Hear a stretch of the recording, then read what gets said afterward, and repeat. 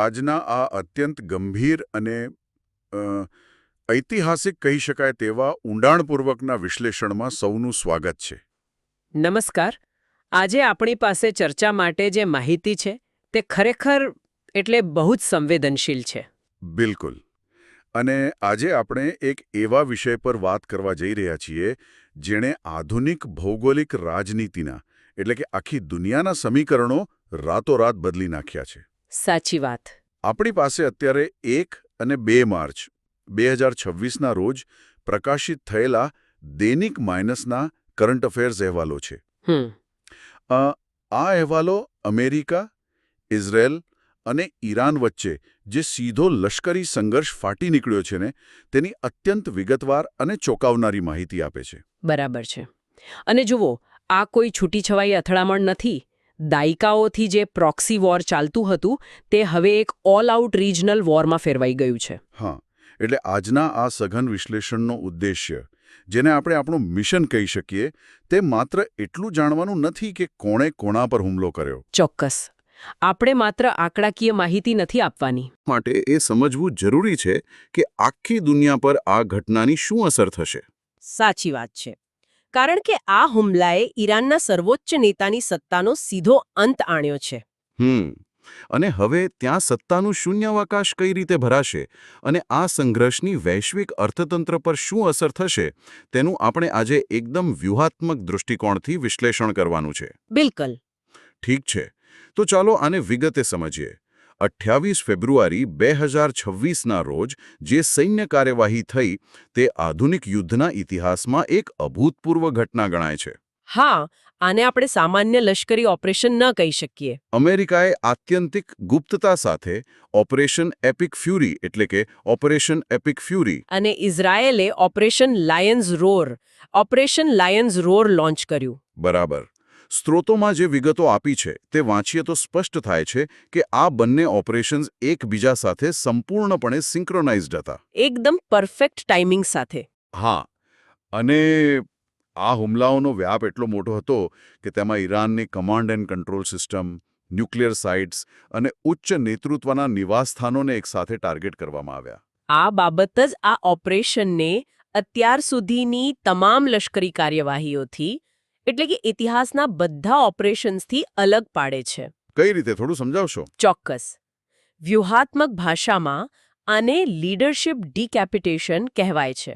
Leadership ડીકેપિટેશન. બરાબર. હા, દુશ્મનના લશ્કરી મથકો કે શસ્ત્રો પર હુમલો કરવો એ એક વાત છે, પણ દુશ્મનના સંપૂર્ણ નેતૃત્વને જ જડમૂળથી ખતમ કરી દેવું, તેમની નિર્ણય લેવાની ક્ષમતાને જ લખવાગ્રસ્ત કરી દેવી, એ એક બહુ જ મોટું અને જોખમી પગલું છે.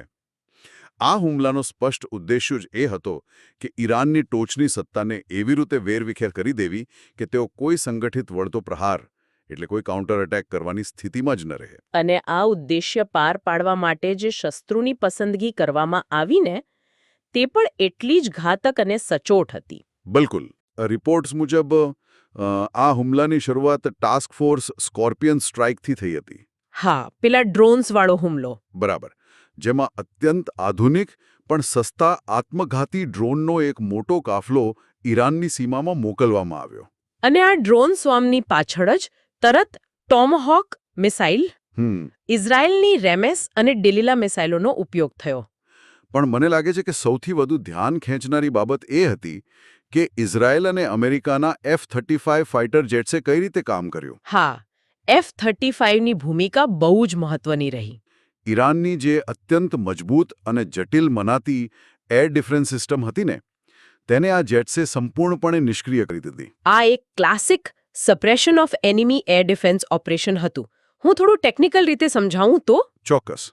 F-35 ફાઇટર જેટ્સ તેમની સ્ટેલ્થ ટેકનોલોજી અને અત્યાધુનિક ઇલેક્ટ્રોનિક વોરફેર ક્ષમતાઓને કારણે રડાર સિસ્ટમને જામ કરી શકે છે. એટલે રડાર તેમને પકડી ન શકે. બરાબર. ઈરાન પાસે બહુ જ મજબૂત રડાર નેટવર્ક હતું. પરંતુ આ સંયુક્ત ઓપરેશનમાં સૌથી પહેલા એર ડિફેન્સ સિસ્ટમની આંખો એટલે કે તેમના રડાર્સ ફોડી નાખવામાં આવ્યા. ઓકે, એટલે પહેલા રસ્તો સાફ કર્યો. બિલકુલ.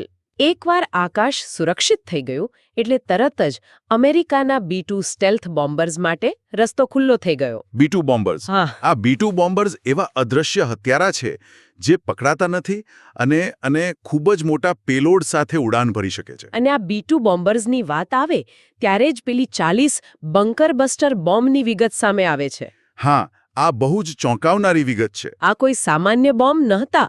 રિપોર્ટ ખાસ નોંધે છે કે તેહરાનમાં આવેલા બેઇત-એ રહબારી પેલેસ પર જે 40 laser guided bunker buster bomb ફેંકવામાં આવ્યા તેમાંથી દરેકનું વજન 2000 કિલો હતું. 2000 કિલો. કલ્પના કરો. હા, અને આ શસ્ત્રોની ખાસિયત એ છે કે તે જમીનની સપાટી પર નથી ફૂટતા. આ એક પ્રકારના પેનિટ્રેટર હોય છે. બરાબર છે. જે અત્યંત કઠણ કોન્ક્રીટ અને જમીનની અનેક ફૂટ નીચે એટલે કે ઊંડા બંકરો સુધી ઘૂસીને પછી જ વિસ્ફોટ કરે છે. હા, આ લેવલની ચોકસાઈ અને તાકાત બતાવે છે કે ટાર્ગેટ કેટલો મહત્વપૂર્ણ હતો. અને તે ટાર્ગેટ માત્ર કોઈ લશ્કરી કમાન્ડર ન હતા. ના, બેઇત-એ રહબરી પેલેસના એ અત્યંત સુરક્ષિત અંડરગ્રાઉન્ડ બંકરમાં ઈરાનના સુપ્રીમ લીડર આયાતુલ્લા અલી ખામેનેઈ હાજર હતા. આ 40 બંકર બસ્ટર બોમ્બના સીધા પ્રહારમાં ખામેનેઈનું મૃત્યુ થયું. આ એક બહુ જ ઐતિહાસિક અને ગંભીર વળાંક છે. ચોક્કસ, આ કોઈ સામાન્ય રાજકીય નેતાનું અવસાન નથી. આ એક એવી વ્યક્તિનો અંત છે જેણે 4 દાયકાઓથી વધુ સમય સુધી એક આખા રાષ્ટ્રની અને એક રીતે કહીએ તો સમગ્ર મધ્ય પૂર્વના એક મોટા હિસ્સાની ધરી સાચવી રાખી હતી. અહીં વાત ખરેખર ખૂબ જ રસપ્રદ બને છે, કારણ કે ખામેનેઈની સત્તા માત્ર રાજકીય નહોતી. હા, આપણે બધા જાણીએ છીએ કે 1969ની ઇસ્લામિક ક્રાંતિ પછી ઈરાનની આખી સિસ્ટમ બદલાઈ ગઈ હતી. બરાબર. ખામેનેઈ ઈરાનની સિસ્ટમમાં વલી-એ વિલાયત હતા. આ માત્ર એક હોદ્દો નથી. ના, આ એક સંપૂર્ણ માળખું છે. જો આપણે આ ઘટનાને મોટા ચિત્ર સાથે જોડીએ ને તો ખામેઈને 1939માં જન્મેલા અને 11 વર્ષની ઉંમરે મૌલવી બનેલા વ્યક્તિ હતા. અચ્છા. હા, અને 1979ની ઇસ્લામિક ક્રાંતિ પહેલાના ઉદારવાદી મૂલ્યો અને રાજાશાહી શાસન સામે કટ્ટરપંથી વિચારધારાનું નેતૃત્વ કરનાર આ વ્યક્તિ જ હતા. એટલે જ જો આને માત્ર એક નેતાની હત્યા તરીકે જોઈશું તો આપણે તેનું સાચું પરિમાણ ચૂકી જઈશું. બિલકુલ. વલી-એ વિલાયતનો સિદ્ધાંત એ દર્શાવે છે કે સુપ્રીમ લીડર માત્ર રાજ્યના વડા નથી, પરંતુ તેઓ ધાર્મિક, કાનૂની અને લશ્કરી બાબતોના અંતિમ અને નિર્વિવાદ નિર્ણાયક છે. કોઈ પણ સંસ્થા હોય. હા, ઈરાનની સંસદ હોય, રાષ્ટ્રપતિ હોય કે પછી ઇસ્લામિક રિવોલ્યુશનરી ગાર્ડ કોર્પ્સ એટલે કે IRGC હોય, આ તમામ સંસ્થાઓ સીધી રીતે સુપ્રીમ લીડરને જવાબદાર છે. અને તેમની સત્તાને પડકારવી એટલે સીધો ઈશ્વરીય કાયદાનો વિરોધ ગણાય છે. જ્યારે આવી સંપૂર્ણ અને કેન્દ્રીયકૃત સત્તા ધરાવતી વ્યક્તિને રાતોરાત હટાવી દેવામાં આવે ત્યારે દેશનું આખું માળખું પત્તાના મહેલની જેમ ધરાશાયી થવાનો ભય ઊભો થાય છે. સાચી વાત છે. અને આ હુમલામાં માત્ર ખામેનેઈ જ નહીં, ઈરાનની સમગ્ર લીડરશિપ લાઇનને નિશાન બનાવવામાં આવી છે. હા, નુકસાન બહુ મોટું છે.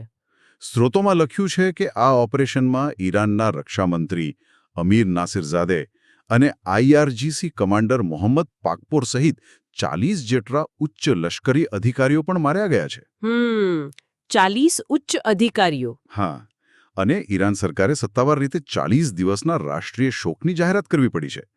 એક જ રાતમાં આખું કમાન્ડ સ્ટ્રક્ચર સાફ થઈ જવું એ દર્શાવે છે કે અમેરિકા અને ઇઝરાયેલ માટે આ હુમલો કેટલો નિર્ણાયક હતો. હવે સાંભળનાર માટે આ એક મોટો પ્રશ્ન હોઈ શકે કે આટલું મોટું જોખમ શા માટે લેવામાં આવ્યું? બિલકુલ, કારણ કે આનાથી તો સીધું યુદ્ધ જ શરૂ થઈ જાય. હા, આટલું મોટું જોખમ લેવા પાછળ બહુ સ્પષ્ટ અને લાંબળ ગાળાના વ્યૂહાત્મક કારણો હતા.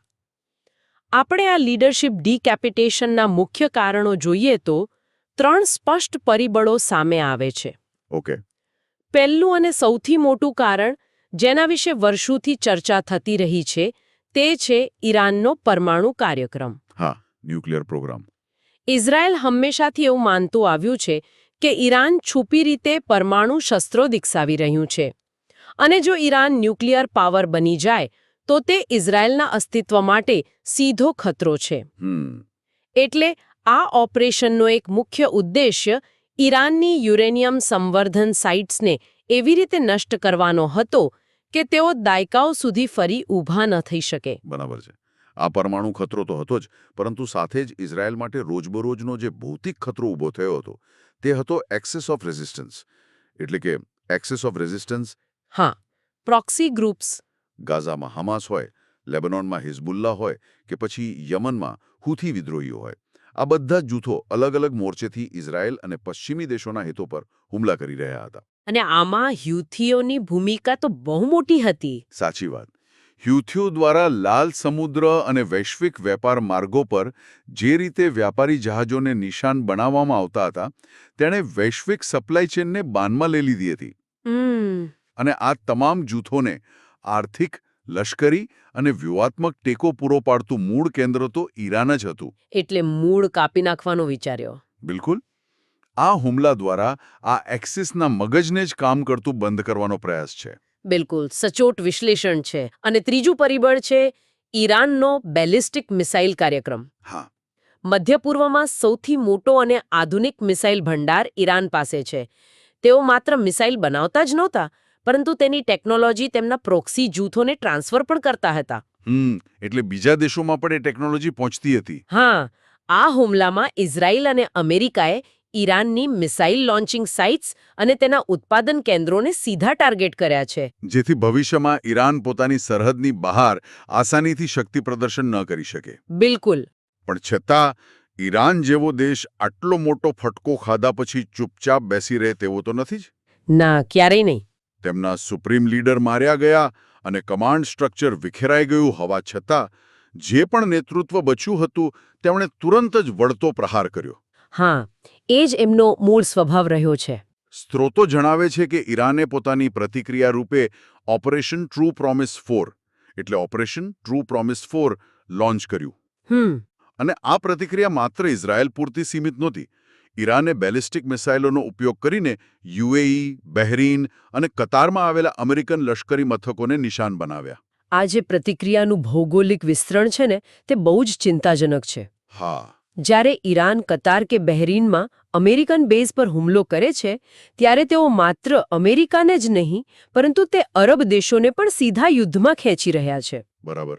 અખાતના દેશોની સુરક્ષા વ્યવસ્થા મોટા ભાગે અમેરિકા પર નિર્ભર છે, અને ત્યાં હુમલો થવો એટલે વૈશ્વિક ઉર્જા બજારમાં સીધો ભૂકંપ આવવો. ક્રૂડ ઓઇલના ભાવ.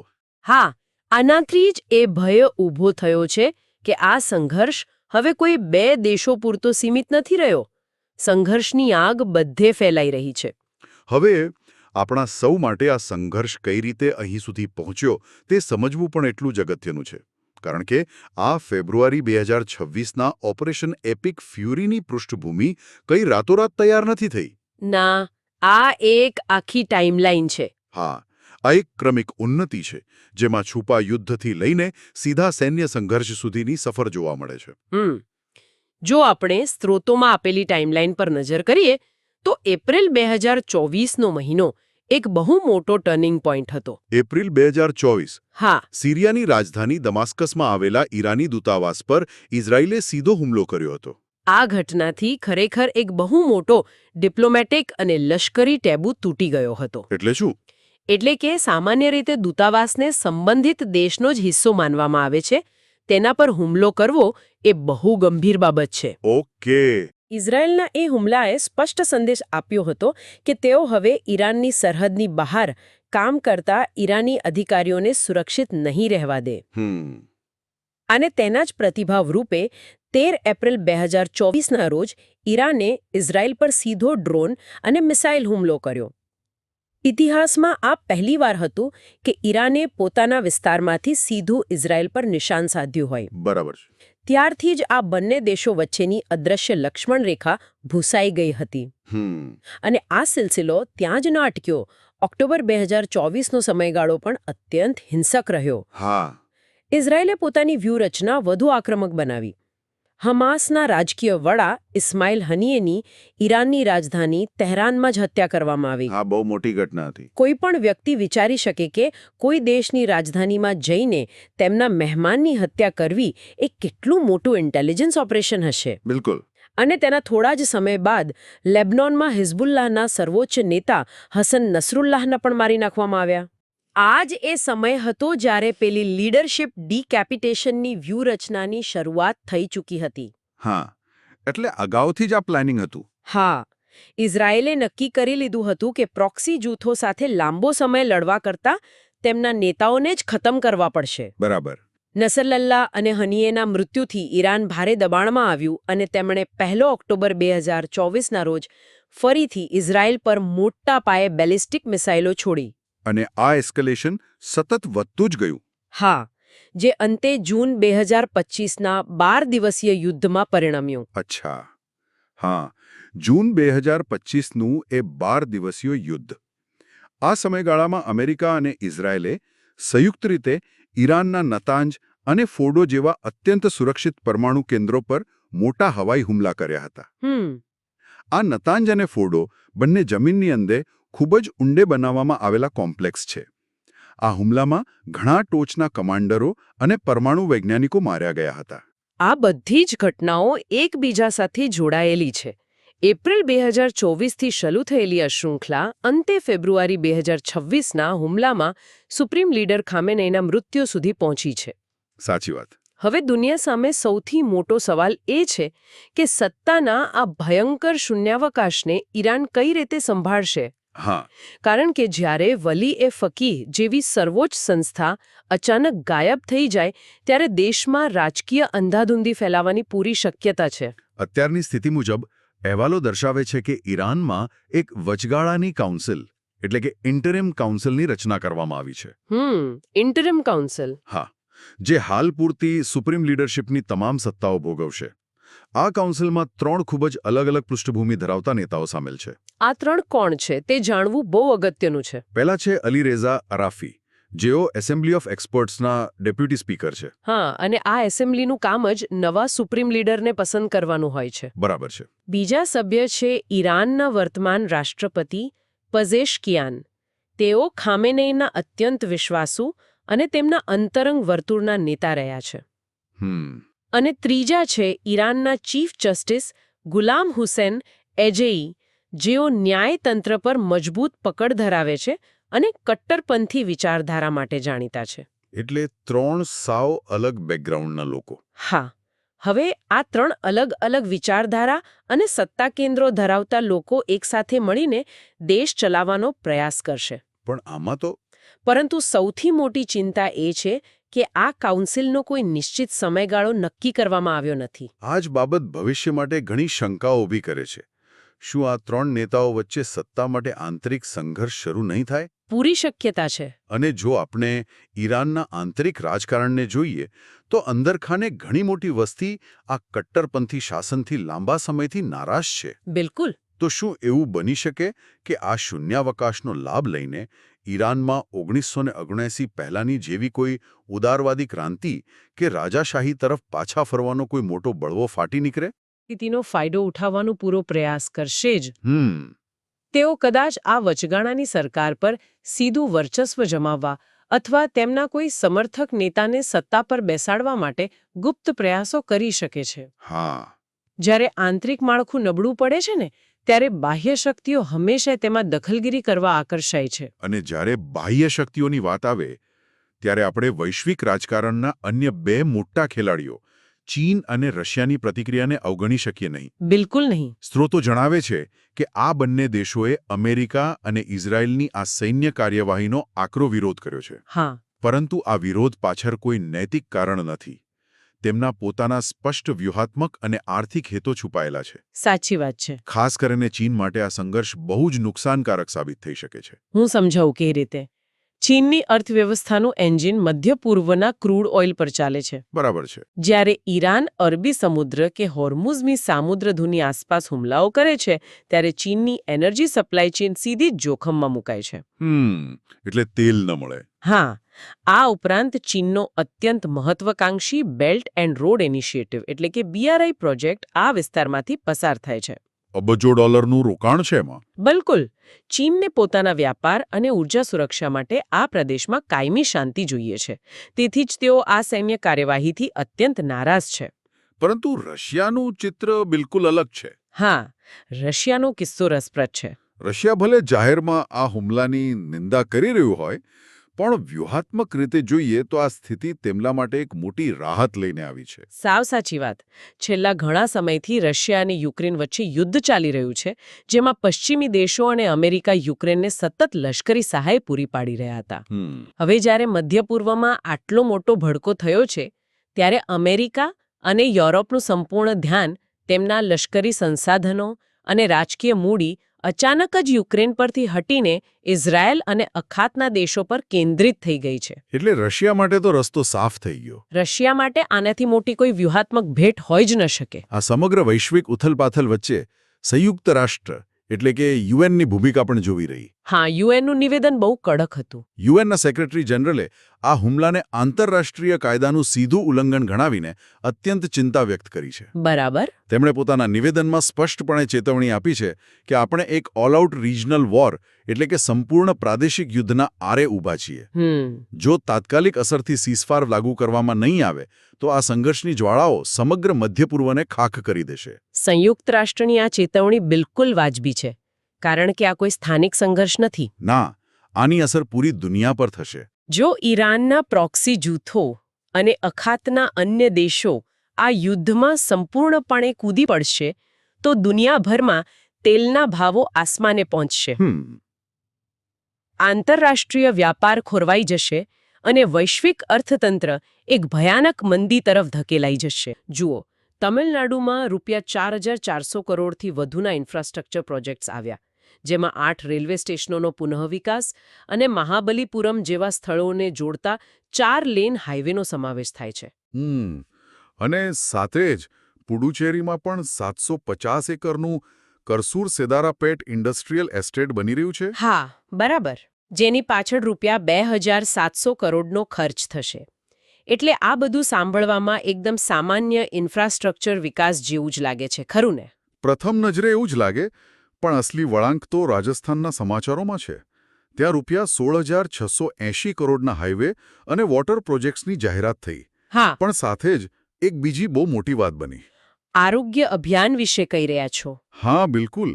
14 વર્ષની છોકરીઓ માટે સર્વાઇકલ કેન્સર અટકાવવા હ્યુમન પેપિલોમા વાયરસ એટલે કે HPV રસીકરણનું એક બહુ મોટું અભિયાન શરૂ કરવામાં આવ્યું. અરે વાહ, આ ખરેખર વિચારવા જેવું છે. મતલબ રસ્તાઓ અને પાણીના પ્રોજેક્ટ્સની સાથે સાથે રસીકરણની વાત, આ બંને બાબતો એકબીજા સાથે કેવી રીતે જોડાયેલી છે? આ જ તો સૌથી મહત્વની વાત છે. જુઓ, માત્ર સિમેન્ટ અને ડામરના રસ્તાઓ બનાવવાથી દેશનો વિકાસ નથી થતો. ભવિષ્યની પેઢીના સામાજિક સ્વાસ્થ્યને સુરક્ષિત કરવું એ પણ દેશના પાયાના માળખાનો જ એક અભિન્ન ભાગ છે. સાચી વાત છે. સામાજિક સ્વાસ્થ્ય પણ એટલું જ જરૂરી છે. હવે મજબૂત પાયાની વાત નીકળી જ છે, તો ચાલો ટેકનોલોજીના પાયાની પણ વાત કરી લઈએ. ગાંધીનગરમાં યોજાયેલી ગુજરાત સેમિકનેક્ટ કોન્ફરન્સ 2026 બહુ ચર્ચામાં રહી. હા, અને તેની થીમ હતી ગુજરાત-ઇન્ડિયાઝ ગો ટુ સિલિકોન. એક્ઝેક્ટલી. અને ત્યાં જ નવી STI 2026થી 31 એટલે કે સાયન્સ, ટેકનોલોજી એન્ડ ઇનોવેશન નીતિ પણ રજૂ થઈ. પણ આમાં સૌથી મોટો આંકડો ગુજરાતના સાણંદમાં આવેલી માઇક્રોન કંપનીના $2.75 અબજ ATMP પ્લાન્ટનો હતો. આ ATMP બરાબર શું છે? ATMP એટલે એસેમ્બલી, ટેસ્ટિંગ, માર્કિંગ અને પેકેજિંગ. સરળ ભાષામાં કહું તો જ્યારે સિલિકોનની ચિપ બને છે ને, ત્યારે તેને સીધી ફોન કે કારમાં નથી લગાવી શકાતી. ઓહ, એટલે તેને વાપરવા લાયક બનાવવી પડે. હા, તેને વાપરવા લાયક બનાવવા માટેનું આ અંતિમ અને સૌથી મહત્વનું પગથિયું છે. અને મોટી વાત એ છે કે ભારતમાં હવે આવા કુલ 10 સેમિકન્ડક્ટર પ્લાન્ટ્સ મંજૂર થઈ ચૂક્યા છે. 10 પ્લાન્ટ્સ. આ તો બહુ મોટો આંકડો છે. મેં એ પણ વાંચ્યું કે ઓડિશામાં દેશનો પ્રથમ કમર્શિયલ સિલિકોન કાર્બાઇડ ફેબ બની રહ્યો છે અને ધોલેરા તથા આસામમાં પણ નવા પ્રોજેક્ટ્સ છે. પણ આ સિલિકોન કાર્બાઇડ સામાન્ય સિલિકોન કરતાં કેવી રીતે અલગ પડે છે? બહુ જ સરસ પ્રશ્ન છે. સિલિકોન કાર્બાઇડ છે ને, એ સામાન્ય સિલિકોન કરતાં ઘણું ઊંચું તાપમાન અને વોલ્ટેજ સહન કરી શકે છે. ઇલેક્ટ્રિક વાહનો એટલે કે EVs ઝડપથી ચાર્જ થાય અને લાંબુ અંતર કાપી શકે તે માટે આ ચિપ્સ ખૂબ જ જરૂરી છે. એટલે કે ભવિષ્યના વાહનોની આ લાઇફલાઇન છે. બિલકુલ. અને એક આંકડો આપું, છેલ્લા 10 વર્ષમાં દેશમાં ઇલેક્ટ્રોનિક્સ ઉત્પાદન ₹2 લાખ કરોડથી વધીને ₹12 લાખ કરોડ થઈ ગયું છે. આનો સીધો ફાયદો એ છે કે ભવિષ્યમાં ઇલેક્ટ્રોનિક્સ અને વાહનો વધુ સસ્તા બનશે. આ તો રોજિંદા જીવન પર સીધી અસર કરનારી વાત થઈ. હવે એક સવાલ એ થાય કે આ બધા હજારો કરોડના પ્રોજેક્ટ્સ અને તેના નાણાંનું સંચાલન કેવી રીતે થતું હશે? આ બધું મેનેજ કોણ કરે છે? આ બહુ પ્રેક્ટિકલ સવાલ છે. અને આ જ વાત આપણને 1 માર્ચના રોજ ઉજવાયેલા 50મા સિવિલ એકાઉન્ટ્સ ડે તરફ લઈ જાય છે. બિલકુલ સાચો તર્ક છે. આની પાછળનો ઇતિહાસ ખરેખર જાણવા જેવો છે.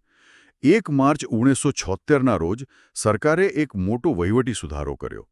એ સમયે એવું નક્કી થયું કે જે સંસ્થા સરકારી હિસાબ રાખે છે તે જ સંસ્થા તેનું ઓડિટ ન કરી શકે. હા, એટલે હિતોનું ટકરાવ ન થાય. બરાબર. એટલે કેગ, જે દેશની મુખ્ય ઓડિટિંગ સંસ્થા છે, તેનાથી અકાઉન્ટિંગના કામને અલગ કરવામાં આવ્યું. અને આ રીતે ઇન્ડિયન સિવિલ એકાઉન્ટ સર્વિસ એટલે કે ICASની સ્થાપના થઈ. એનો સીધો અર્થ એ છે કે જે વ્યક્તિ ચેક લખે છે તે જ વ્યક્તિ હિસાબ ચેક નથી કરતી. આનાથી સિસ્ટમમાં એકદમ પારદર્શિતા આવે છે.